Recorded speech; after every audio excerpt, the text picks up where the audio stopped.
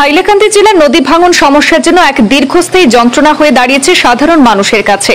দীর্ঘ সময় ধরে জেলার বিভিন্ন নদী বাঁধের সমস্যা থেকে শুরু করে বন্যার দুর্ভোগ সবকিছুতেই জন অসন্তোষ বাড়ছে।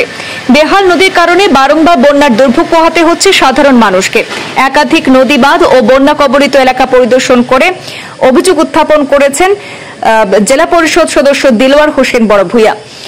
তিনি অভিযোগ করে জেলা সম্পদ বিভাগ ও নদী বাঁধের কাজে বরাদ্দপ্রাপ্ত ঠিকাদারদের ভূমিকায় সুর চড়ালেন নবনির্বাচিত জেলা পরিষদ সদস্য দিলওয়ার হোসেন বড়ভূঁইয়া।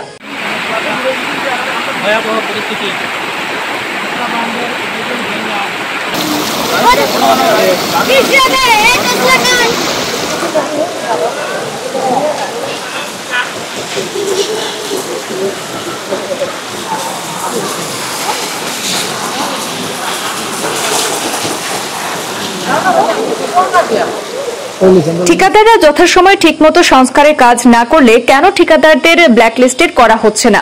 ঠিকাদারদের প্রতি কর্তৃপক্ষের নরম মনোভাবের বিরুদ্ধে ক্ষোভ প্রকাশ করে জল সম্পদ বিভাগের রাজ্যিক হস্তক্ষেপ কামনা করেছেন রামচন্ডী নিমাইচাঁদপুর জেলা পরিষদ সদস্য দিলওয়ার হোসেন। নিমাইচাঁদপুরের তছলা ও আঙ্কাই লঙ্কাই নদী ভাঙন এলাকা পরিদর্শন করে দিলওয়ার হোসেন বড়ভূঁইয়া ক্ষোভ প্রকাশ করে বলেন, নদী ভাঙন সমস্যার স্থায়ী সমাধান না হওয়ার পেছনে সবচেয়ে বড় বাধা দুর্নীতিগ্রস্ত ঠিকাদাররা। বহুবার অভিযোগ করেও তাদেরকে কোনো শায়েস্তা করা হয়নি, বরং সরকার যেন তাদের প্রশ্রয় দিয়ে চলেছে। বিভাগীয় কর্তৃপক্ষ এবং ঠিকাদাররা মিলে হাইলাকান্দি জেলাকে একেবারে দুর্নীতির কেন্দ্রবিন্দুতে পরিণত করছেন।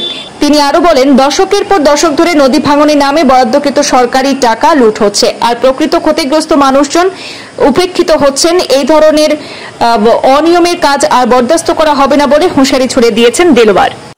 খুব দুর্ভাগ্যজনক, আমার রামচন্ডী নিমাইচাঁদপুর জেলা পরিষদ এলাকার অন্তর্গত এই নিমাইচাঁদপুর তসলা বাঁধ, যেটা এই তসলা বাঁধ কিছু কন্ট্রাক্টরের, কিছু ডিপার্টমেন্টের, কিছু আধিকারিকদের জার্সি গায়ে পরিণত হয়েছে।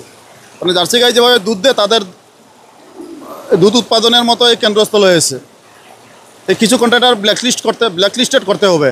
আমি আপনাদের মাধ্যমে জেলা শাসক এবং এই বিভাগীয় মন্ত্রীর কাছে, মুখ্যমন্ত্রীর কাছে আহ্বান জানাচ্ছি, এই সমস্ত দুর্নীতিবাজ কন্ট্রাক্টরদেরকে ব্ল্যাকলিস্টেড করা হোক। কারণ এনআরজিএস থেকে আরও খারাপ বা নিম্নমানের কাজ করা হয়েছে।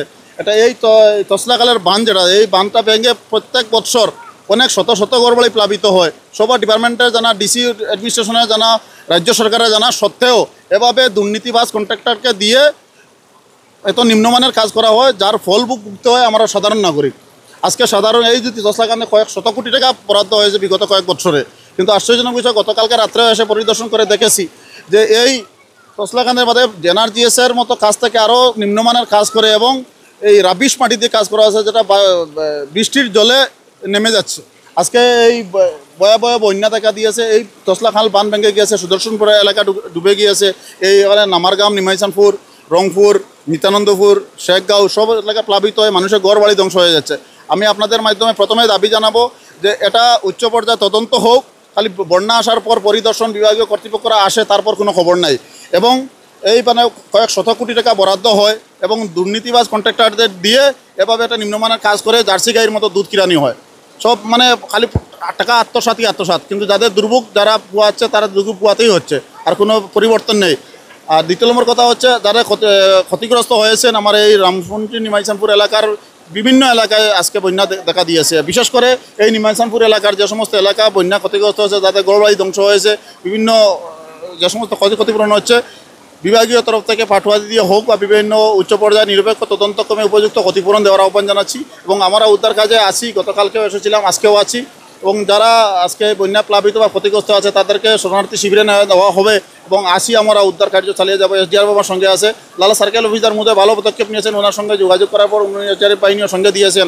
আমরা উদ্ধার কার্যে এখনও আসি, থাকবো ইনশাল্লাহ।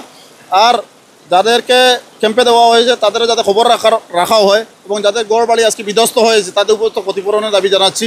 এবং আমরা প্রত্যেক অঞ্চল ঘুরবো এবং প্রত্যেক অঞ্চল পরিদর্শন করবো যাদের ক্ষতিগ্রস্ত হয়েছে। আমি আহ্বান রাখবো আপনাদের মাধ্যমে ডিসি মহোদয়ের কাছে যে উনি ওনার বিভাগীয় আধিকারিকদের পাঠিয়ে সরজমিনে তদন্ত করে যারা প্রকৃত ক্ষতি হয়েছে তাদেরকে যাতে ক্ষতিপূরণ দেওয়া হয়। বন্যা আসে, তদন্ত হয়, ক্ষতিপূরণের লিস্ট বানানো হয়, আবার বন্যা আসে, মানুষ ক্ষতিপূরণ পায় না।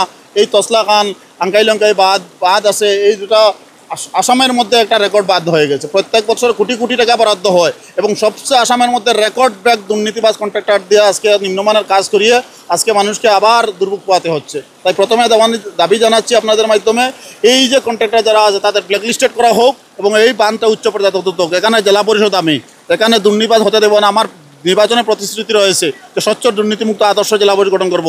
এই সমস্ত প্লাবিত অঞ্চল দিয়ে আমি কি আদর্শ জেলা পরিষদ গঠন করতে পারবো কি? এর সমস্ত দুর্নীতিবাজ কন্ট্রাক্টরকে ব্ল্যাকলিস্টেড করতে হবে। আমার জেলা পরিষদ এলাকায় কোনো দুর্নীতিবাজ কন্ট্রাক্টর করতে পারবে না, এদেরকে ব্ল্যাকলিস্টেড করতেই হবে, অন্যথায় আমি কাজ করতে দেবো না আমার এলাকার মধ্যে।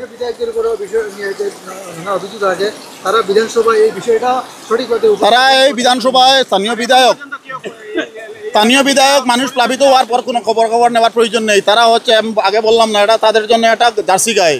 এরা প্লাট হবে, মানুষের ঘরবাড়ি ধ্বংস হবে, বিধানসভা উত্থাপন করবে, বড় বড় স্টিমেট বানাবে, টাকা স্যাংশন করে আনবে, নিজেদের মানুষ দিয়ে কন্ট্রাক্টারি করাবে, সামান্য মাটি ছিটিয়ে বিল উঠে নেবে। একদম তারা এই সিন্ডিকেটের লোকে জড়িত। এই জলসম্পদ বিভাগ হাইলাকান্দি একটা সিন্ডিকেট রাজ গড়ে তুলেছে। বন্যা আছে, আজকে বস্তা দেবে, বাঁধ নির্মাণের জন্য বড় বড় এস্টিমেট তৈরি করবে। এই সমস্ত দুর্নীতিবাজ কন্ট্রাক্টরের যুগ সাজিয়েছে। টাকা অর্থের বিনিময়ে বড় বড় এস্টিমেট তৈরি করে, প্ল্যান এস্টিমেট তৈরি করে, বড় বড় অ্যামাউন্টে টাকা স্যাংশন করে।